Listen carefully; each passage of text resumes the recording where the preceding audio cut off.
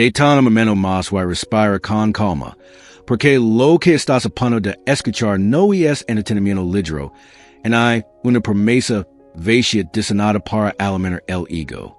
Este mensaje es pensado para hombres que están cansados de repetir los mismos patrones, de sentirse ignorados, confundidos o emocionalmente dependientes, y que por primera vez están dispuestos a mirar hacia dentro. Carl Jung decía que hasta que el inconsciente no se hace consciente, dirigir tu vida, y tu lo llamarás destino. En las relaciones, ese destino suele manifestarse como rechazo repetido, atracción inestable y una sensación constante no ser suficiente. La mayoría de los hombres cree que la atracción se construye con palabras correctas, con comportamientos calculados o con técnicas externas. Pero Jung fue claro, el vínculo real ocurre a nivel simbólico, no racional. Antes de que una mujer analice lo que dices, su inconsciente ya ha evaluado quién eres. No tu imagen, no tu discurso, sino tu estado interno. Un hombre centrado transmite estabilidad. Un hombre fragmentado transmite urgencia. Y la urgencia siempre genera resistencia. El primer gran principio profundo es entender que la atracción no es del deseo de obtener, sino del estado de ser. Cuando un hombre necesita atención, afecto o validación, su cuerpo lo delata, incluso esa intenta ocultarlo. Su tono se vuelve inseguro, su postura se encoge, su energía busca aprobación. Jung explicaba que aquello que reprimimos o negamos se proyecta. El hombre que no se siente completo proyecta su vacío en la mujer, esperando que ella lo llene. Pero nadie dice cargar con el equilibrio emocional de otro ser humano. Aquí entra el concepto de la sombra. La sombra consiste de aquello que el hombre teme reconocer. Inseguridad, miedo al abandono, deseo intenso, celos, rabia contenida. El hombre que ignora su sombra se vuelve reactivo. A veces se vuelve completion para no perder, otras veces dominante para no ser stabil. Pero en ambos casos, no es libre.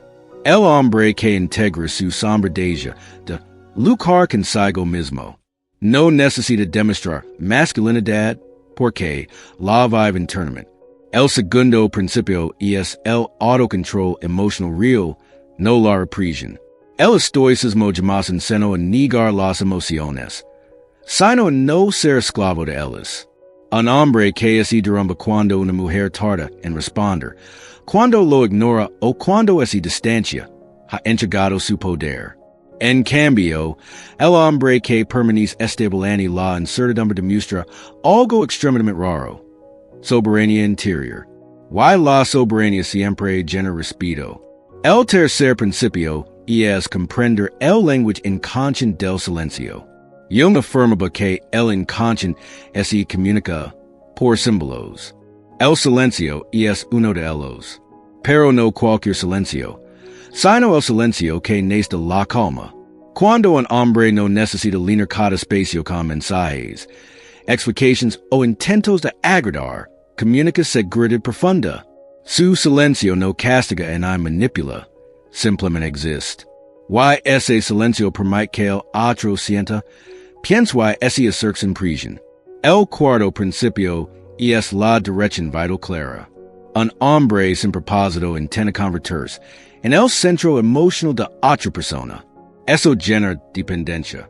Pero un hombre con objetivos, disciplina y estructura interna no negocia su identidad para ser elegido. Jung llamaba esto individuación. El preciso de convertir en quien realmente eres, aunque eso implica caminar solo. Paradójicamente, cuando un hombre deja de buscar ser elegido, se vuelve elegible. El quinto principio es la no reacción consciente. No reacción no significa ignorar ni jugar juegos infantiles. Significa elegir la respuesta desde la calma. El hombre que responde impulsivamente pierde poder. El hombre que observa, respira y decide mantiene el control. En un mundo dominado por estímulos emocionales constantes, quien controla su reacción controla su realidad. El sexto principio es la expresión honesta sin apego. Cuando un hombre expresa interés en miedo al rechazo, sin justificar su intento convencer, su energía cambia por completo. No está pidiendo permiso para existir. Jung explicaba que cuando dejamos de proyectar expectativas, liberamos energía cíclica.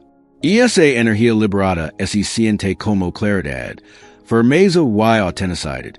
El séptimo principio, el más profundo, es entender que la atracción verdadera es una consecuencia, no un objetivo. Cuando un hombre se conquista a sí mismo, deja de perseguir. Cuando deja de perseguir, deja de prisionar.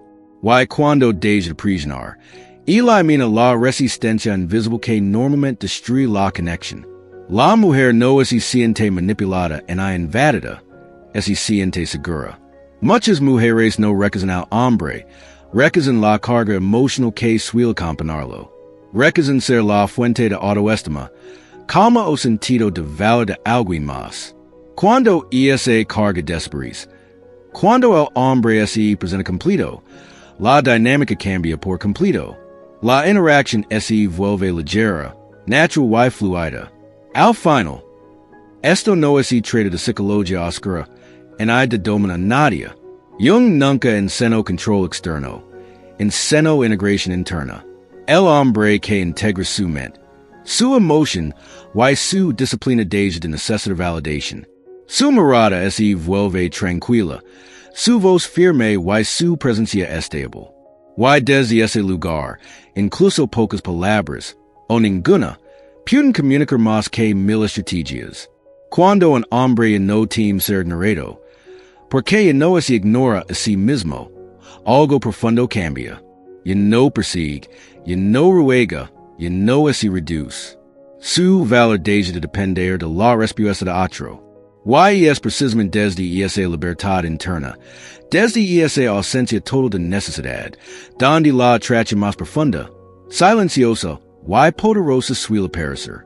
No porque haya sido forzada, sino porque no existe resistencia.